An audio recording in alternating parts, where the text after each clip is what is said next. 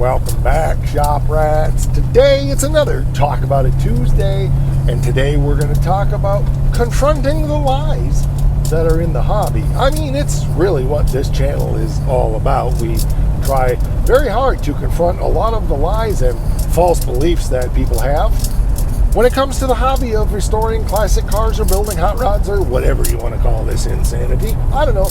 Let's talk about it. Stick around. I'm Mike. You're watching My Car Shop. Many times I think that much of the state of the hobby, or it's, whatever you want to call this thing, I get flack for calling it a hobby, but it's not my full-time job, so whatever. Anyway, much of the flack I get is just from a very loud vocal minority.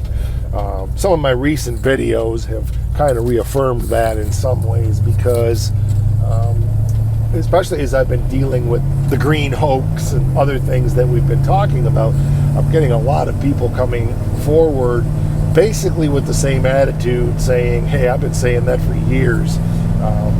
So maybe I'm not as much alone out here sometimes as I think I am, but the mindset and so forth that predominates in the hobby, I spend a lot of time talking about money, is that it costs big money. And there are a lot of people who do throw big money at it. And again, if you know me, if you've been around the channel or you know me personally, I'm not against it at all. If you want to spend the money on it and you want to do it that way, have at it. Who am I to judge somebody else? All I'm here to say is it doesn't have to be that way. And a lot of people have been fed the line that that's the only way you can do things. And that's what bothers me. There's plenty of room for everybody. For the people who just don't have the time or the shop space or even the skill, but who can write the checks or swipe their credit card to have somebody else build their car, to those of us who are like me, that just we don't spend anything and we build everything from scratch, and we take the attitude, why in the world would I buy something if I can make it? It's a huge, great, big, fat hobby with plenty of room for everybody. I suppose it's not just a vocal minority who have proclaimed that message. I don't want to use it as gospel because it's not good news. I think to some degree we can chalk some of that up to the automotive media. I don't mean social media, although there's that too. But I go back from way in the day when I was a kid. My best buddy Ron, when I was a kid, bought me a subscription to CarCraft. And when I would look at CarCraft, I would see all of these amazing projects that these dudes were building, and then of course there was all the ads for all the parts that were available. Now I will admit that back in the day, in the 80s, in the 70s even, we didn't have all of the availability of everything that we have today. It's a much, much different world 40 years later than it was back then. You couldn't just go and order AMD quarter panels for XYZ or whatever. There was a few companies, but they were rare. Now there's 17 companies makes a quarter panel for an XYZ, whatever the heck that is. So I think it kind of evolved because the car magazines put stuff out. They gave advertising space. People saw the ads. They started buying stuff. The manufacturers started making more, da-da-da-da-da-da-da-da. And then came in all of the hot rod TV and Shade Tree Mechanic, and what were some of the other hot rod ones?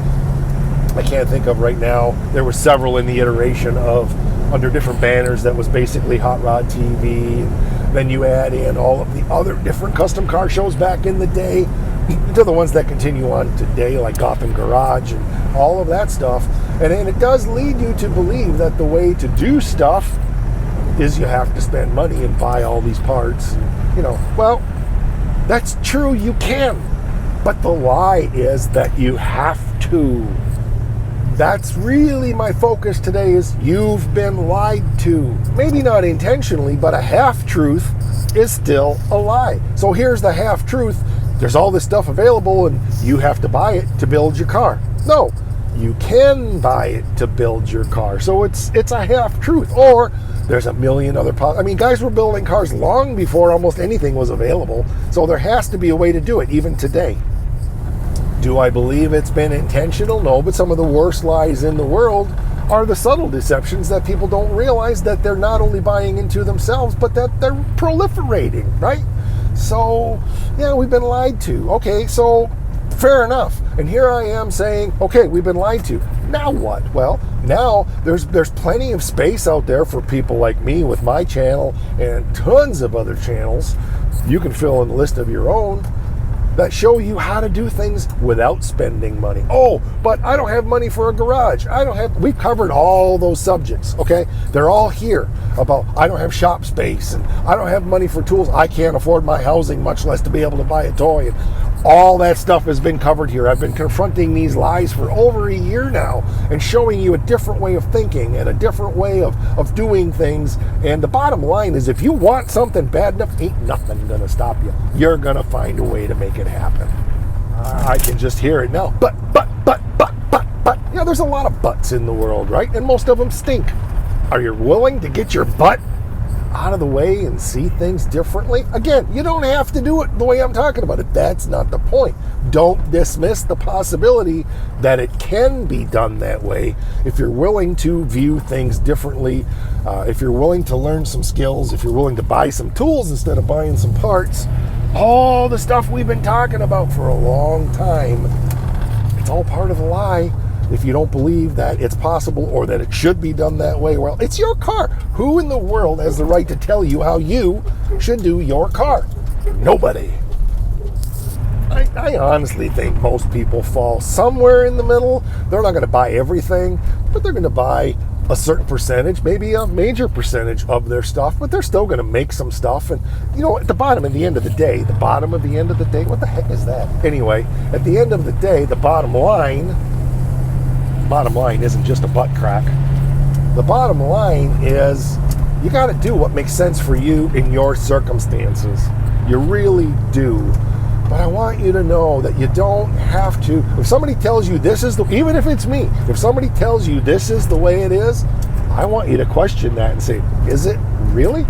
Is it really? Or am I being lied to? Again, not necessarily intentionally lied to, but maybe that person has bought the lie and they bought the lie from somebody else who bought the lie, and the lie has been repeated so many times that it sounds like a truth. I said this for years when I was a preacher. Sometimes we've heard the wrong things for so long that the right thing sounds wrong. It's true. All right, that's going to do it for this one. I appreciate you being here. I love doing these Talk About It Tuesdays. It's another one in my Unpopular Opinion series. I hope that you'll continue to join me on these. I appreciate all of you guys who've been subscribing and commenting and sharing your projects and your experience and your perspective. Keep it up.